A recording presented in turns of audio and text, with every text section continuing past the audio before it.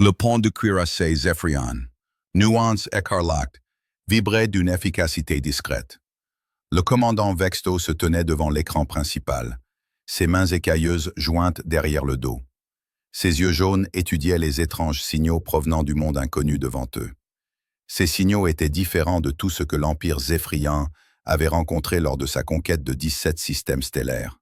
« Commandant, les signaux deviennent plus forts », rapporta le lieutenant Zem depuis la station de communication. Ses doigts griffus dansaient sur les panneaux de commande. Ils semblent provenir de plusieurs endroits à la surface de la planète.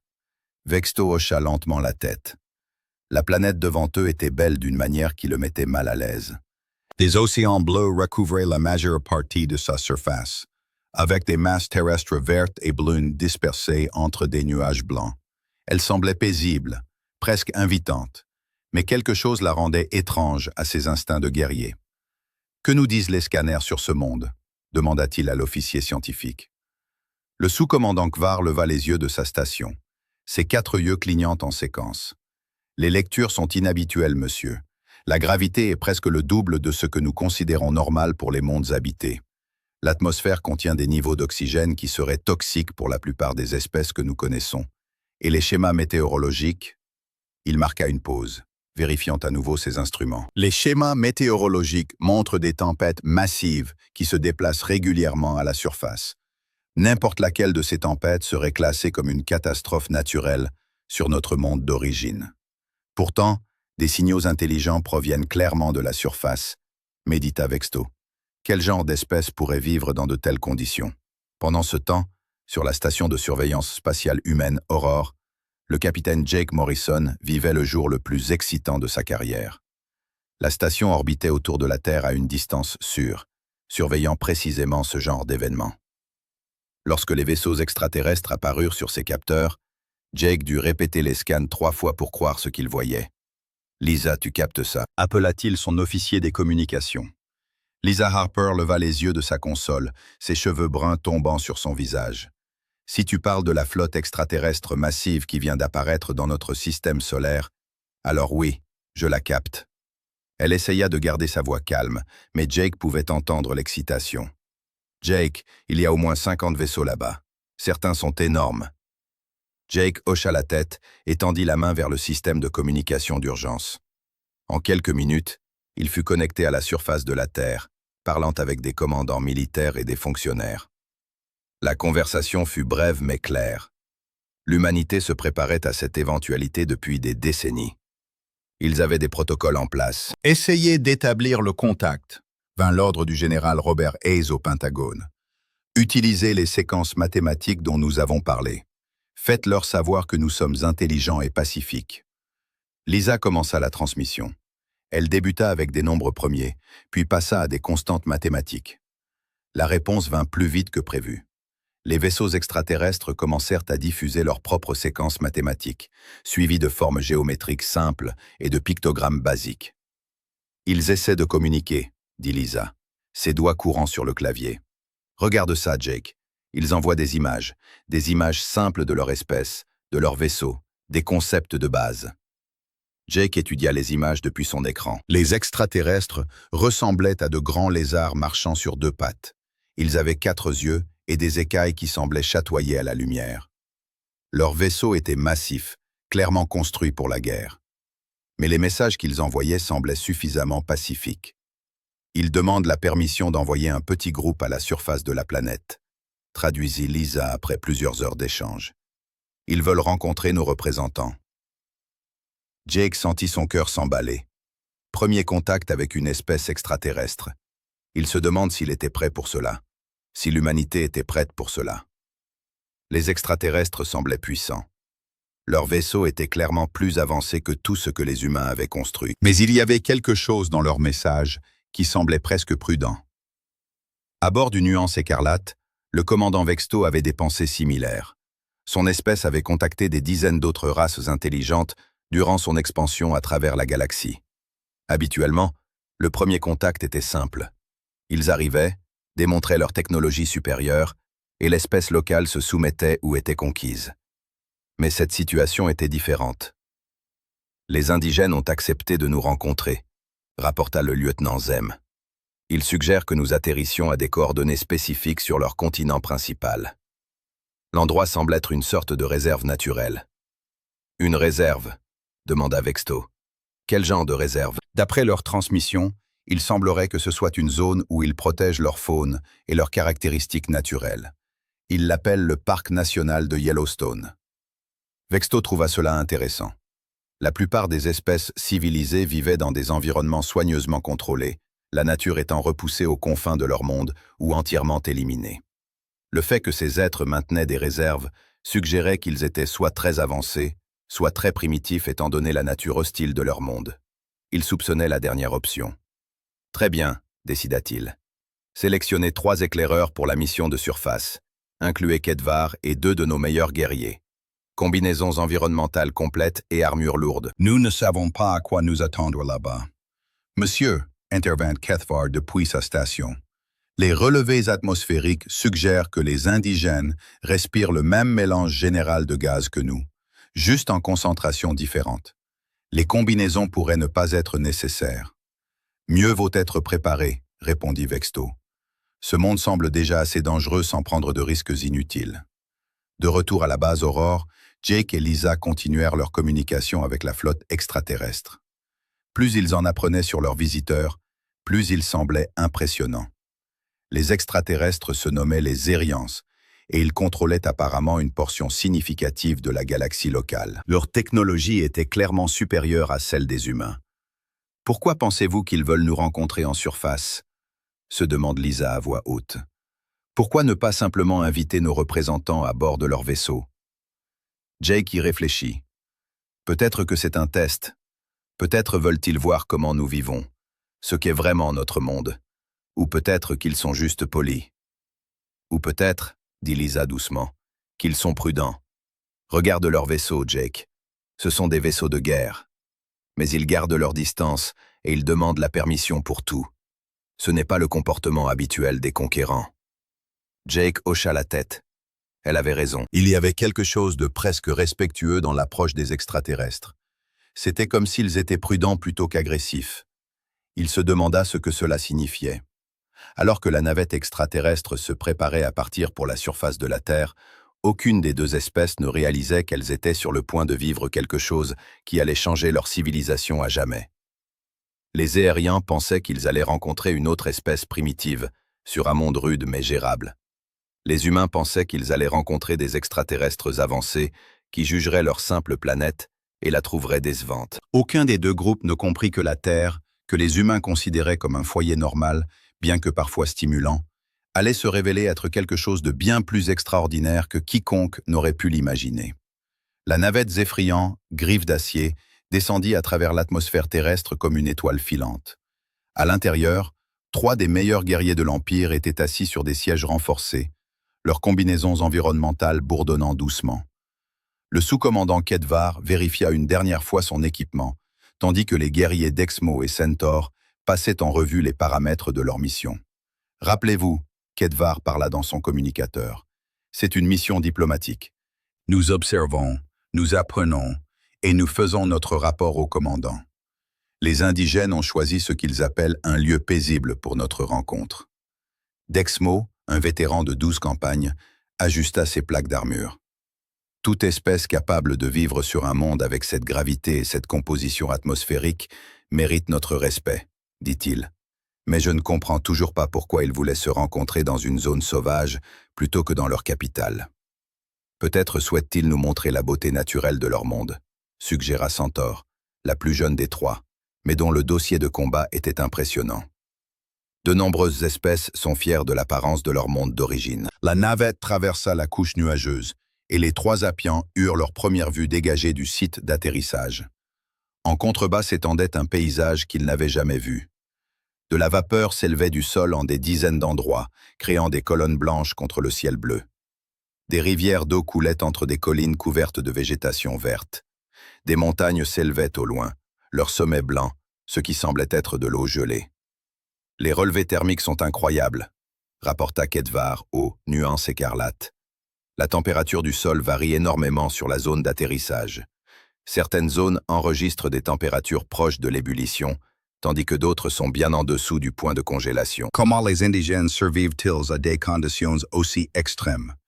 Atterrissez aux coordonnées désignées, répondit le commandant Vexto. Maintenez une communication constante. Si quelque chose semble dangereux, retournez immédiatement au vaisseau. La navette atterrit sur une zone plate près de ce qui semblait être une petite structure. À travers les hublots, les aspirants purent voir deux humains les attendre. Les deux figures semblaient incroyablement petites et fragiles, ne portant que de fines couches de vêtements malgré les conditions rudes de la planète. Ce doivent être nos contacts, observa Centaure.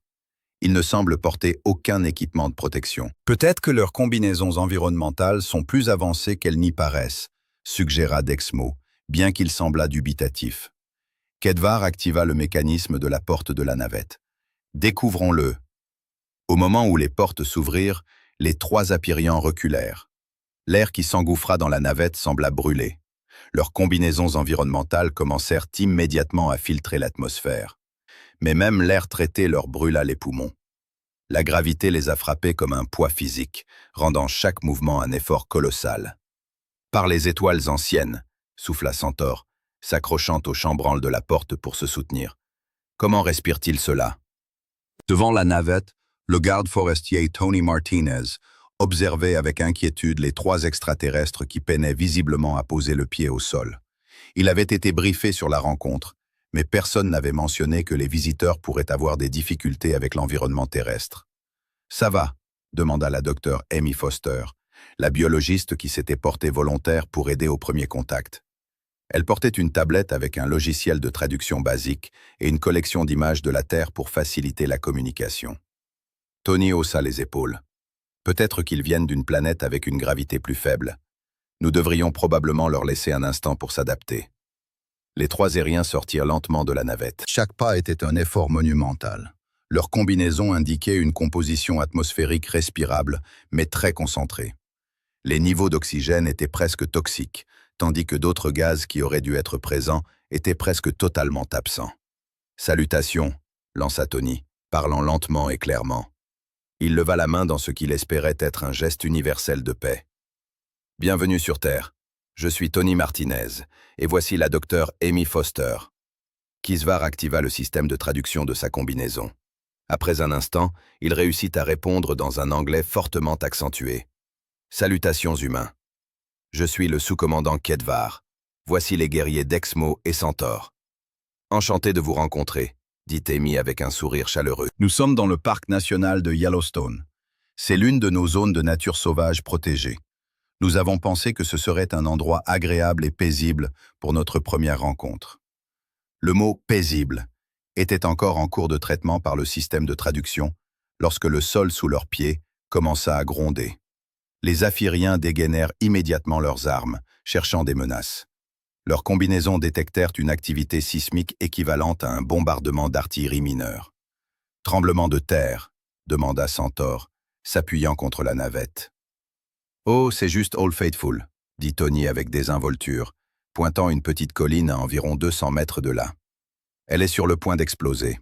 C'est un spectacle assez spectaculaire, en fait. Avant que les extraterrestres ne puissent demander ce qu'ils voulaient dire, la colline explosa. Une colonne d'eau surchauffée et de vapeur jaillit à près de 60 mètres de hauteur avec la force d'un lancement de fusée. Le son était comme un coup de tonnerre continu. Les combinaisons apyriennes enregistraient des températures qui feraient fondre leur armure et des lectures de pression indiquant une explosion massive. Pourtant, les deux humains restaient là, observant le spectacle avec un plaisir évident. « Magnifique, n'est-ce pas ?» commenta Amy. Old Faithful entre en éruption toutes les 90 minutes environ. La température de l'eau atteint plus de 200 degrés. C'est assez chaud pour cuire des aliments instantanément. Dexmo regarda le geyser avec horreur.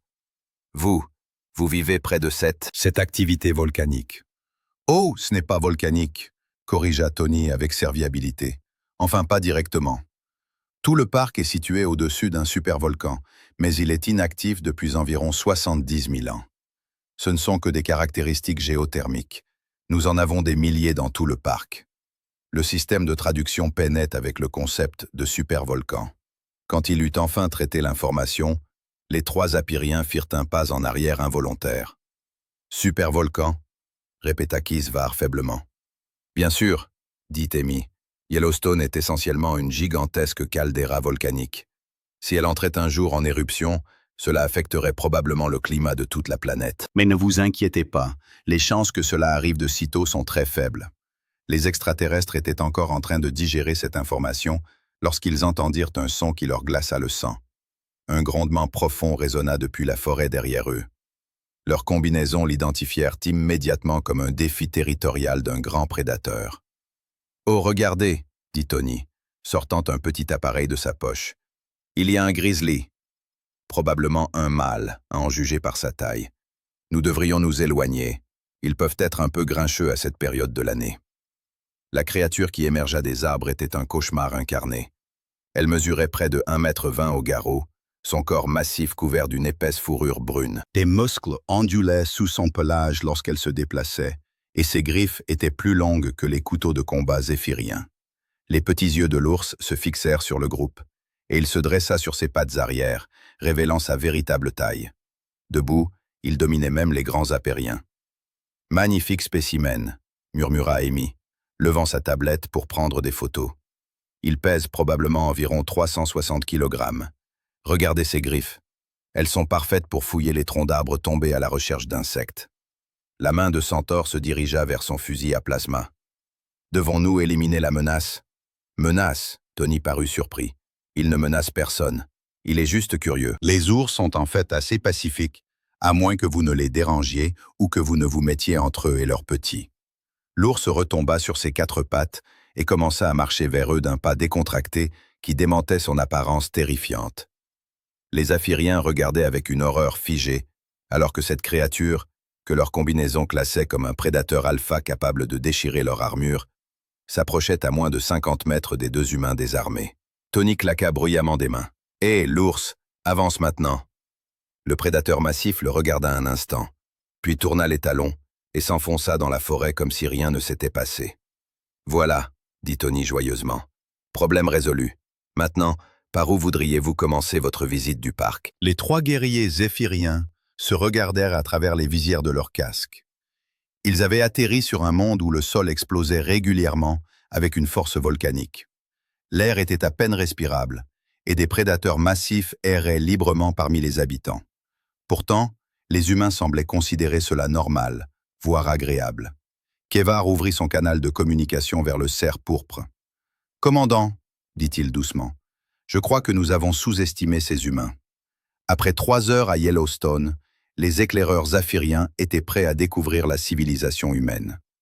Le sous-commandant Gvar avait demandé ce changement via une communication avec le capitaine Jake Morrison sur la base d'Aurora. Les extraterrestres espéraient que la visite d'une ville humaine offrirait un répit après la nature sauvage terrifiante qu'ils venaient de vivre.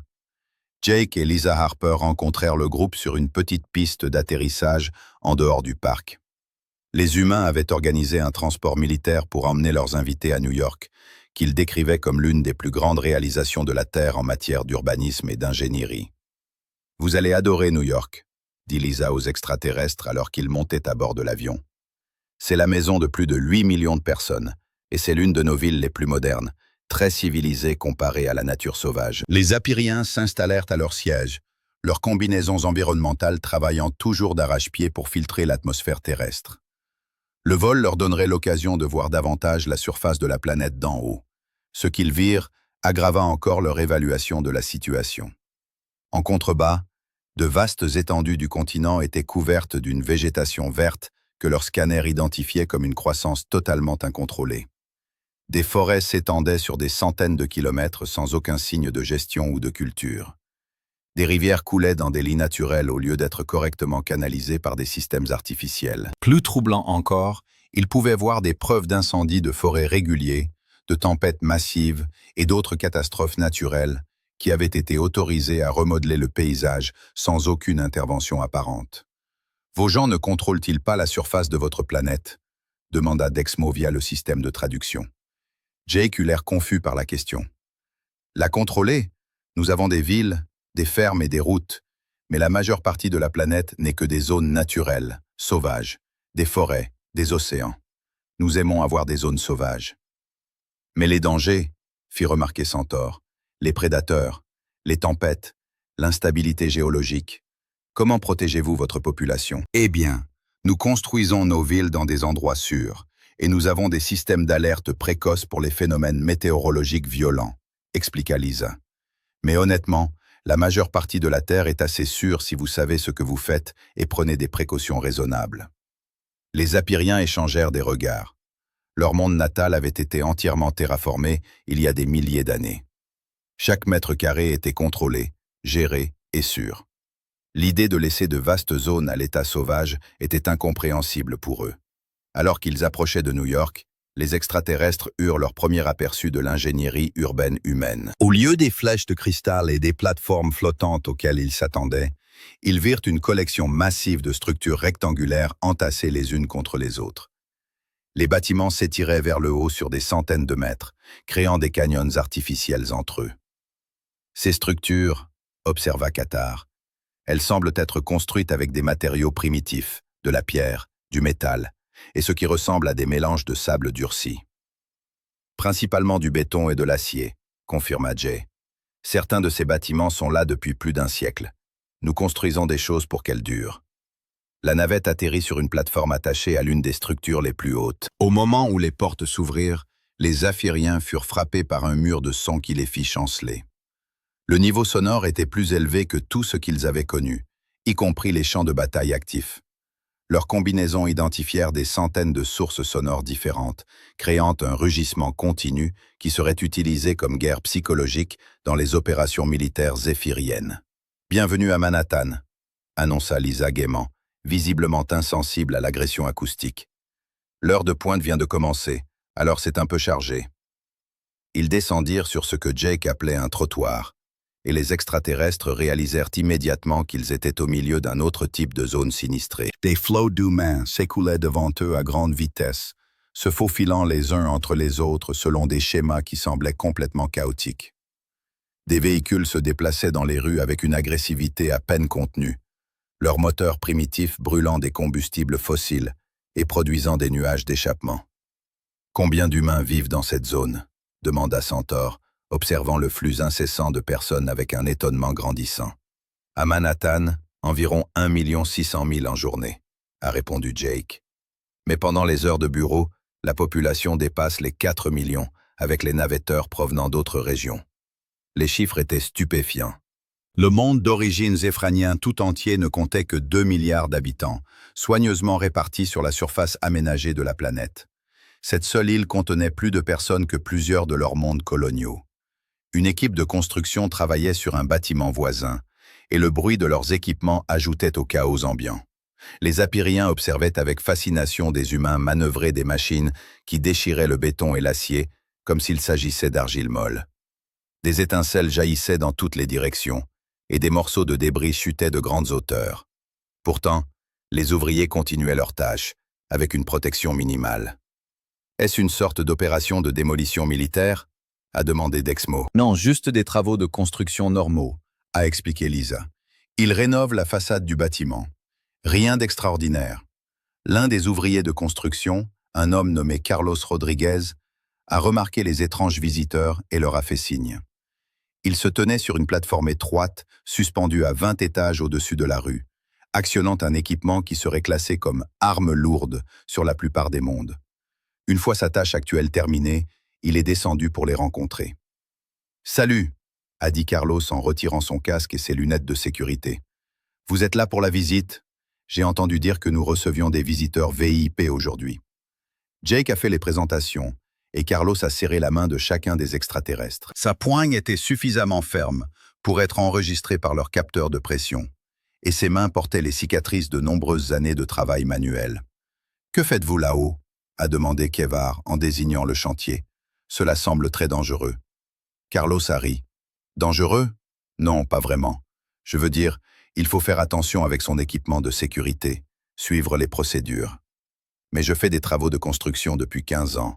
Ce n'est qu'un métier. » Les extraterrestres ont observé d'autres ouvriers continuer leurs tâches en hauteur au-dessus de la rue. Ils se déplaçaient avec une confiance désinvolte sur des poutres et des plateformes étroites, manipulant des outils qui auraient découpé leur armure, apparemment insouciants de la chute mortelle qu'il y avait en dessous. Les humains ne semblent pas avoir peur du vide, à observer Centaure tranquillement à ses compagnons. Leur visite s'est poursuivie dans les rues de la ville, et chaque nouvelle expérience ajoutait à leur étonnement croissant. Ils ont regardé des humains consommer des aliments et des boissons que leur combinaison classifiait comme potentiellement toxiques. Un vendeur de rue nommé Maria Santos leur a offert des échantillons de ces tacos épicés qui contenaient des composés chimiques utilisés comme armes non létales lors d'opérations de contrôle des foules zéphraniennes. « Essayez ça », a dit Maria, en tendant un petit poivre. « C'est un habanero, plutôt doux comparé à ce que je cuisine habituellement. » L'analyse chimique effectuée par leur combinaison a montré des concentrations de capsaïcine qui causeraient une douleur intense à la plupart des espèces. Pourtant, les humains consomment régulièrement ces substances pour le plaisir. Ils ont observé un groupe d'enfants humains jouer dans ce que l'on appelait une aire de jeu. L'équipement ressemblait à un parcours d'obstacles militaires conçu pour tester l'agilité et la force. Des structures métalliques chauffées par le soleil à des températures qui causeraient des brûlures, des plateformes surélevées sans barrière de sécurité et des dispositifs qui lançaient des enfants à des vitesses aériennes qui seraient considérées comme dangereuses sur tout monde civilisé. Danny Kim, 8 ans, démontrait ses talents au bar-singe, se balançant de bar en bar, tout son poids corporel supporté uniquement par sa force de préhension. Arrivé au bout, il a sauté au sol d'une hauteur qui exigerait des soins médicaux pour la plupart des espèces extraterrestres. « Regardez ça !» a crié Danny, en courant vers une structure qui le lançait sur un toboggan métallique lisse. Il a accéléré à des vitesses dangereuses avant de s'envoler de l'extrémité et d'atterrir dans un tas de sable. « Les enfants !» a dit doucement Dexmo. « Ils semblent s'entraîner pour des opérations de combat. » Combat. Lisa a semblé confuse. Non, ils jouent juste, ils s'amusent. Danny a entendu cela et a couru vers eux. Son sac à dos, qu'il portait nonchalamment, pesait plus que ce que certains Zérianiens adultes pouvaient soulever. À l'intérieur se trouvaient des manuels scolaires, des fournitures et ce qui semblait être un équipement d'urgence. « Vous êtes vraiment des extraterrestres ?» a demandé Danny avec la curiosité directe d'un enfant. « C'est trop cool. » Vous voulez me voir faire un salto arrière? Avant que quiconque puisse répondre, Danny a effectué une manœuvre acrobatique complexe qui mettrait au défi des soldats zéphraniens entraînés. Il a atterri parfaitement et leur a souri. « Danny !» a appelé une voix de l'autre côté de l'aire de jeu. « Il est temps de rentrer à la maison. »« C'est ma maman », a expliqué Danny. « Je dois aller faire mes devoirs. Enchanté de vous avoir rencontré, les extraterrestres. » Il est parti en courant vers sa mère, se déplaçant avec la vitesse et l'endurance sans effort que les Apiriens commençaient à reconnaître comme des capacités humaines normales.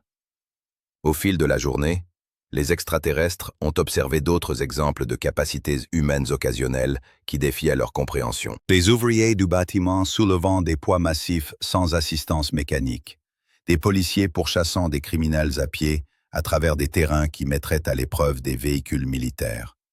Des secouristes travaillant calmement dans des conditions qui nécessiteraient des combinaisons de protection contre les matières dangereuses sur d'autres mondes. En soirée, alors qu'ils retournaient au transport qui les ramènerait à leur navette, les 3 guerriers zéphraniens étaient silencieux. Ils en avaient vu assez pour comprendre que leur évaluation initiale de l'humanité était complètement erronée.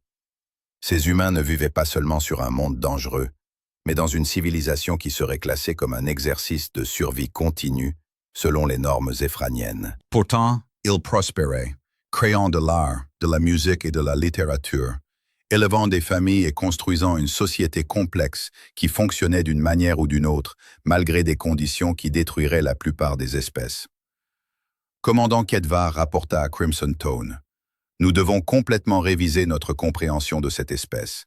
Ce qu'ils considèrent comme des conditions de vie normales seraient classés comme des scénarios d'entraînement militaire extrême sur nos mondes. « Expliquez », répondit Vexé. « Monsieur, ces humains ne se contentent pas de survivre sur leur planète. Ils ont transformé la survie en une forme d'art, et ils ne réalisent même pas à quel point ils sont extraordinaires. » Le docteur Jennifer Adams a passé la majeure partie de sa carrière à étudier les formes de vie extraterrestres. Bien que jusqu'à aujourd'hui, ces formes de vie n'aient existé qu'en théorie et en spéculation. En tant que principale xénobiologiste de la Terre, elle avait été appelée pour présenter aux visiteurs zéphraniens un exposé complet sur l'évolution humaine et l'histoire biologique de la Terre. La réunion a eu lieu dans une salle de conférence au Muséum d'histoire naturelle de New York. Jennifer avait préparé ce qu'elle considérait comme un aperçu de base du développement humain, pensant que cela aiderait les extraterrestres à mieux comprendre leurs nouveaux voisins. Elle n'avait aucune idée que sa présentation allait fondamentalement changer la façon dont une civilisation galactique entière percevait l'univers. Avant de commencer, dit Jennifer, en installant son ordinateur portable et son projecteur, j'aimerais comprendre de quel type de monde vous venez. Cela pourrait m'aider à mieux expliquer les choses.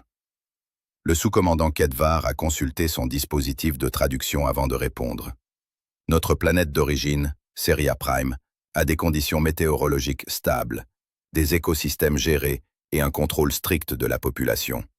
La gravité est environ la moitié de ce que nous expérimentons ici, et notre atmosphère contient des concentrations d'oxygène beaucoup plus faibles. Nous avons éliminé la plupart des grands prédateurs et des caractéristiques géologiques dangereuses au cours des derniers milliers d'années.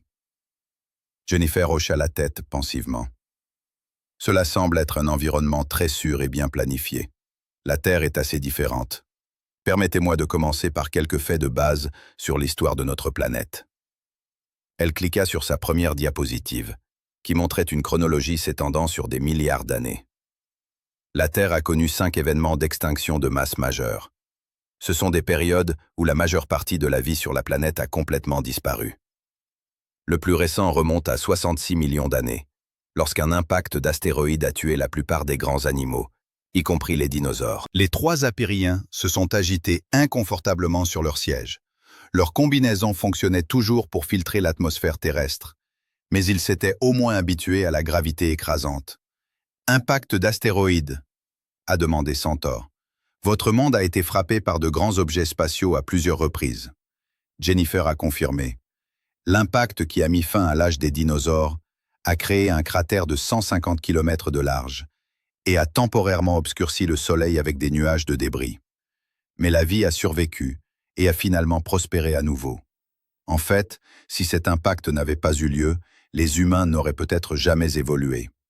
Elle cliqua sur la diapositive suivante, montrant une carte de la Terre pendant diverses périodes glaciaires. Le climat de la Terre a également connu des changements spectaculaires.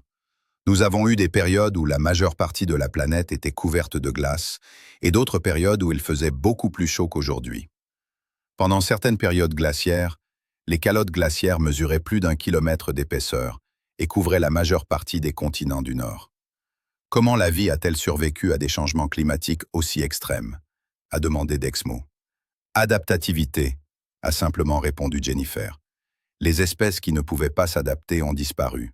Celles qui pouvaient survivre ont transmis leurs traits de survie à leur progéniture. Ce processus, répété sur des millions d'années, a créé l'incroyable diversité de vie que nous voyons aujourd'hui. Elle passa à une diapositive montrant l'histoire évolutive humaine. Les humains modernes ont évolué en Afrique il y a environ 200 000 ans, mais nous ne nous sommes pas développés dans un environnement sûr et protégé. Les premiers humains ont dû rivaliser avec certains des prédateurs les plus dangereux qui aient jamais vécu. L'image suivante montrait un tigre à dents de sabre, ses massives canines clairement visibles. Les tigres à dents de sabre étaient des chasseurs actifs qui ciblaient spécifiquement les grands primates comme les premiers humains. Ils avaient une meilleure vision nocturne, des muscles plus forts, des armes naturelles et des sens supérieurs. À toutes les mesures logiques, ils auraient dû conduire les humains à l'extinction. Mais de toute évidence, ils ne l'ont pas fait, a observé Kedvar. Non, ils ne l'ont pas fait. Les humains ont développé quelque chose qu'aucune autre espèce n'avait, la chasse à la persistance. Nous traquions nos proies pendant des jours, voire des semaines, les suivant jusqu'à leur épuisement. Nul besoin d'être ni plus rapide ni plus fort. Seule une persévérance inébranlable était requise. Jennifer leur a présenté une vidéo montrant des humains modernes pratiquant la chasse à l'épuisement. Les Apiriens ont été stupéfaits de voir des coureurs humains poursuivre des animaux sauvages sur de vastes étendues, maintenant une cadence régulière qui aurait épuisé leur véhicule mécanique. « Mais les humains ne sont pas l'espèce la plus rapide de votre monde », a fait remarquer Centaure. « Non », a concédé Jennifer, « mais nous figurons parmi les meilleurs coureurs d'endurance. Nous pouvons maintenir un rythme soutenu plus longtemps que presque tout autre mammifère. Nous avons également développé des outils sophistiqués, des stratégies de chasse coopératives et des systèmes de communication qui nous ont permis de collaborer face à des animaux bien plus grands et dangereux. » La présentation a enchaîné sur des exemples de survie humaine dans des environnements extrêmes. Jennifer leur a montré des images d'humains vivant dans des conditions arctiques où les températures descendent régulièrement bien en dessous de 0,0, dans des régions désertiques où l'eau est rare et les températures létales, et dans des zones montagneuses où les niveaux d'oxygène sont trop bas pour la survie de la plupart des espèces. Certaines populations humaines vivent dans ces environnements extrêmes depuis des milliers d'années, a expliqué Jennifer. Elles ont développé des adaptations biologiques qui leur permettent de prospérer dans des conditions qui tueraient des visiteurs venant d'autres régions. Votre espèce s'est adaptée biologiquement pour survivre dans différents environnements. À quelle rapidité? A demandé Kevar. Relativement vite, en termes d'évolution. Certaines populations montrent des adaptations mesurables en quelques milliers d'années seulement. Par exemple, les humains vivant en haute altitude ont développé une plus grande capacité pulmonaire et un traitement de l'oxygène plus efficace. Ceux des régions arctiques possèdent des métabolismes différents qui les aident à survivre au froid extrême. Jennifer a ensuite abordé ce qu'elle considérait comme la partie la plus intéressante de sa présentation, le développement de l'enfant humain. Les nourrissons humains naissent complètement impuissants. Ils ne peuvent ni marcher, ni se nourrir, ni survivre sans soins constants pendant plusieurs années. Chez la plupart des espèces animales, ce serait une impasse évolutive. Elle a montré des images de nourrissons humains par rapport aux jeunes d'autres espèces. La plupart des animaux naissent avec des compétences de survie de base déjà développées. Ils peuvent marcher en quelques heures ou jours, trouver de la nourriture et éviter les prédateurs. Les enfants humains ne peuvent rien faire de tout cela pendant des années. Alors comment votre espèce a-t-elle survécu? A demandé Dexmo, visiblement perplexe. Grâce à la coopération communautaire et à des soins parentaux prolongés. Les adultes humains risquent leur vie pour protéger leurs enfants, et des communautés entières travaillent ensemble pour élever les jeunes. Cette enfance prolongée permet aux enfants humains d'acquérir des compétences complexes, le langage et des connaissances culturelles qu'aucun animal individuel ne pourrait jamais développer. Les extraterrestres commençaient à comprendre qu'ils étaient face à une stratégie évolutive complètement différente de tout ce qu'ils avaient connu. La présentation de Jennifer s'est conclue par une section sur les capacités physiques humaines modernes. Elle avait organisé une démonstration de ce qu'elle appelait les normes de performance physique humaine de base, par 2 membres du personnel militaire.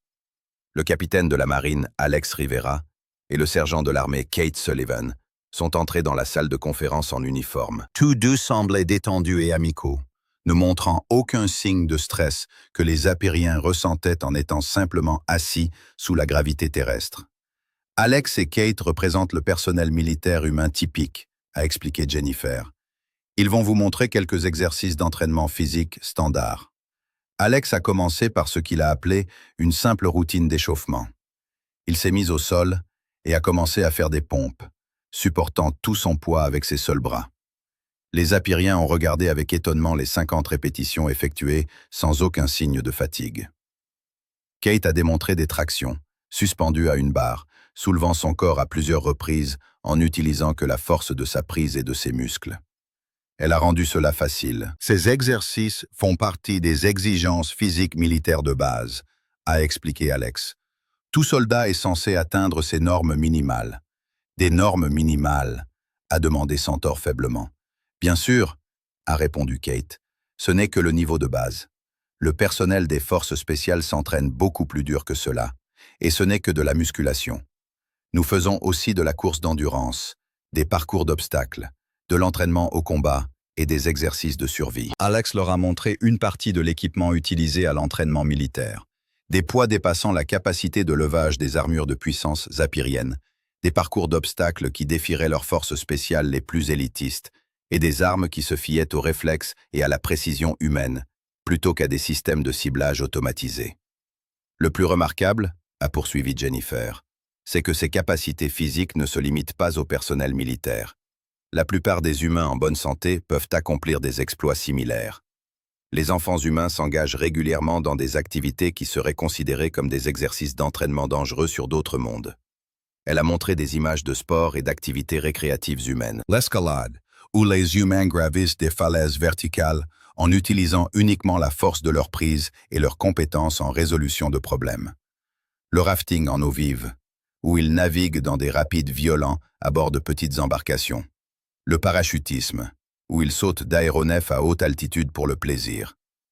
Vous faites ces choses pour le plaisir, a demandé Kevvar, fixant la vidéo d'humains faisant du saut à l'élastique depuis des ponts. Beaucoup de gens le font, a confirmé Jennifer. Nous les appelons sports extrêmes, mais ce sont des activités récréatives populaires. Des millions d'humains participent à de telles activités chaque année. À la fin de la présentation, les 3 guerriers zéphiriens sont restés dans un silence stupéfait. Tout ce qu'ils avaient observé ces 2 derniers jours prenait soudainement sens.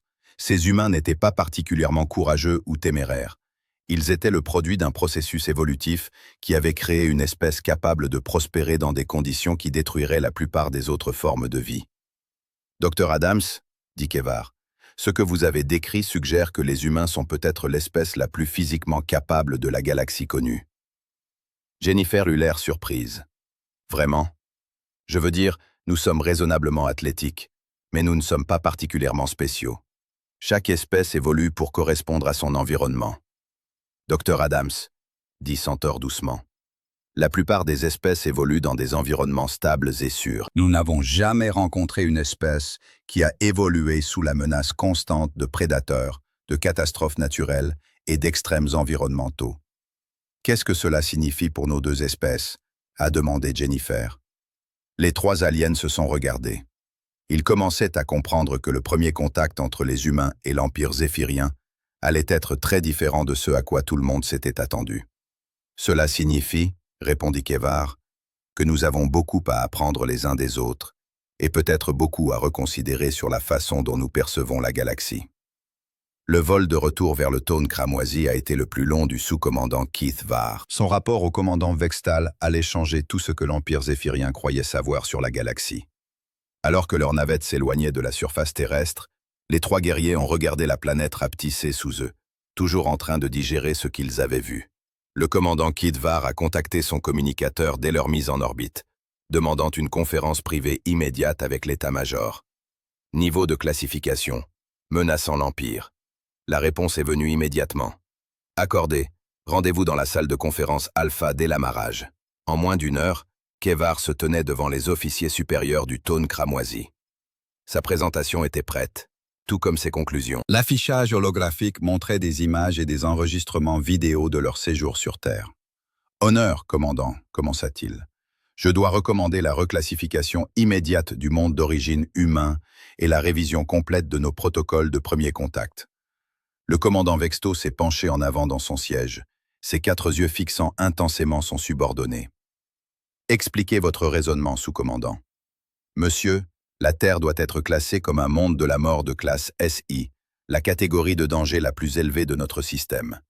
La gravité est 1,8 fois notre standard. La concentration d'oxygène atmosphérique est proche des niveaux toxiques pour la plupart des espèces connues, et l'instabilité géologique nécessiterait des protocoles d'évacuation sur n'importe quel monde civilisé. » Il a cliqué sur l'image suivante, montrant l'ours grizzly qu'ils avaient rencontré. Les prédateurs indigènes comprennent des créatures pesant jusqu'à 800 kg, avec des armes naturelles capables de pénétrer une armure légère. Les humains vivent parmi ces prédateurs comme une routine.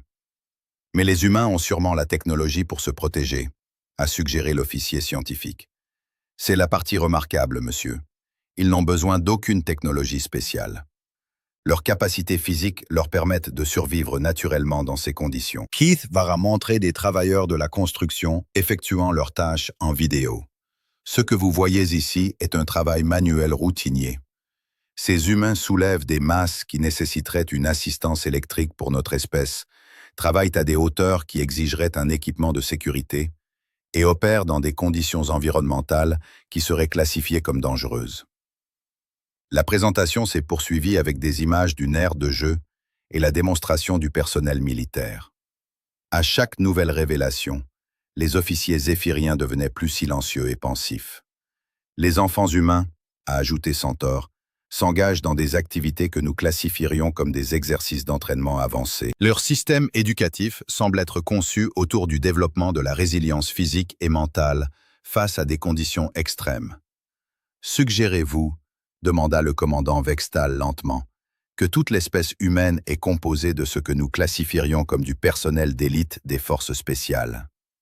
Monsieur, je suggère que nos forces spéciales d'élite seraient considérées comme des civils moyens selon les standards humains. Le silence dans la salle de conférence était total. Finalement, Vexto a activé son système de communication. Officier de communication, établissez un contact immédiat avec le haut commandement.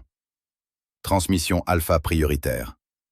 L'affichage holographique s'illumina avec l'image du suprême amiral Kfax, chef militaire de l'Empire Zéphrian. Son expression, déjà grave, trahissait qu'il avait été informé de la nature inhabituelle de cette transmission. Rapport, commandant Vexto.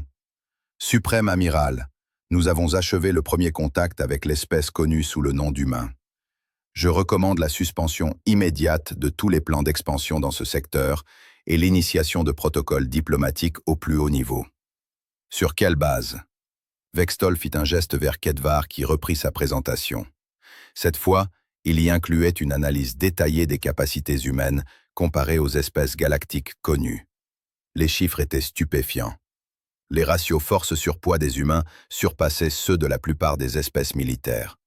Leur capacité d'endurance était hors norme. Leur tolérance environnementale était plus large que celle de n'importe quelle espèce répertoriée dans la base de données. Le suprême amiral conclut. Je crois que nous avons rencontré la première véritable espèce de monde mortel de l'histoire galactique.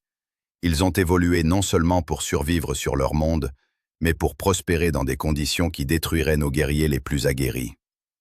Quelles sont vos recommandations stratégiques? Demanda KFAX. Monsieur, toute action militaire contre la Terre entraînerait probablement une défaillance catastrophique. Ces humains n'ont peut-être pas encore de technologie spatiale avancée, mais s'ils la développent un jour, ils représenteraient une menace pour chaque monde civilisé de la galaxie. Vous suggérez qu'ils sont intrinsèquement hostiles. Non, monsieur. Bien au contraire. Ils semblent être pacifiques et coopératifs par nature, mais leurs capacités sont tellement supérieures aux nôtres que tout conflit serait impossible à gagner. Le suprême amiral considéra cette information pendant plusieurs minutes. Êtes-vous certain de votre évaluation? Monsieur, j'ai examiné toutes les données disponibles. J'engage ma carrière et l'honneur de ma famille sur cette évaluation. Les humains ne sont pas comme les autres espèces que nous avons rencontrées. Ils sont ce que les autres espèces deviennent lorsque l'évolution est mue par une pression constante de survie. Cléax prit sa décision. Très bien. J'autorise la mise en œuvre immédiate du protocole 7. Le protocole 7 représentait le plus haut niveau d'engagement diplomatique de l'Empire, réservé aux espèces qui posaient des menaces existentielles à la civilisation zéphriane. Il n'avait jamais été utilisé auparavant.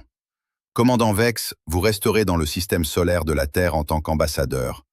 Établissez une mission diplomatique permanente et débutez des programmes d'échange culturel. Je veux tout savoir sur ces humains. Compris, suprême amiral.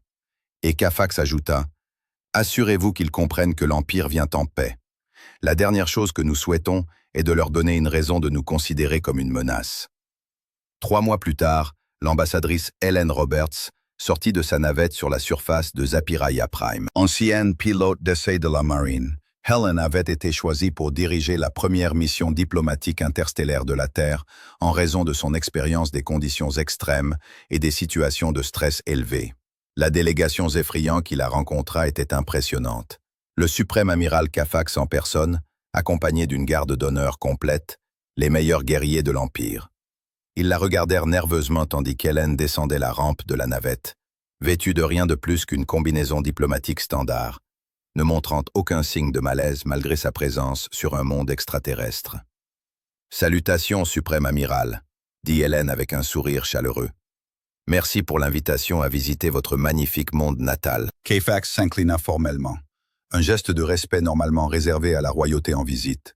« Ambassadrice Roberts, l'honneur est le nôtre. Comment trouvez-vous notre gravité et notre atmosphère ?» Hélène regarda autour d'elle, respirant normalement malgré un environnement que les Zéphrians avaient mis des millions d'années à adapter. « Très confortable, merci. La gravité est plutôt agréable en fait. Beaucoup plus douce pour les articulations que la gravité terrestre normale. » Le suprême amiral fit un geste vers le transport qui les conduirait à la capitale. « Nous avons préparé des hébergements dans notre meilleur établissement. Nous espérons qu'il sera adapté à vos besoins. Je suis sûr que ce sera merveilleux, répondit Hélène. Oh, j'ai apporté quelques cadeaux de la Terre, des aliments et des boissons traditionnelles à partager. J'ai pensé que vous pourriez apprécier de goûter une authentique cuisine terrestre.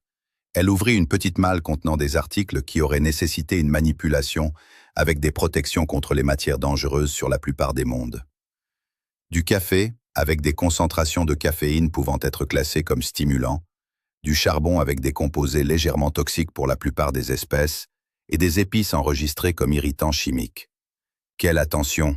Réussit à articuler Cafax, se demandant comment il allait se débarrasser en toute sécurité de ce qui étaient essentiellement des armes biologiques déguisées en collation. Pendant leur trajet vers la capitale, Hélène discuta nonchalamment de son voyage, de la beauté de l'espace et de son enthousiasme pour l'échange culturel.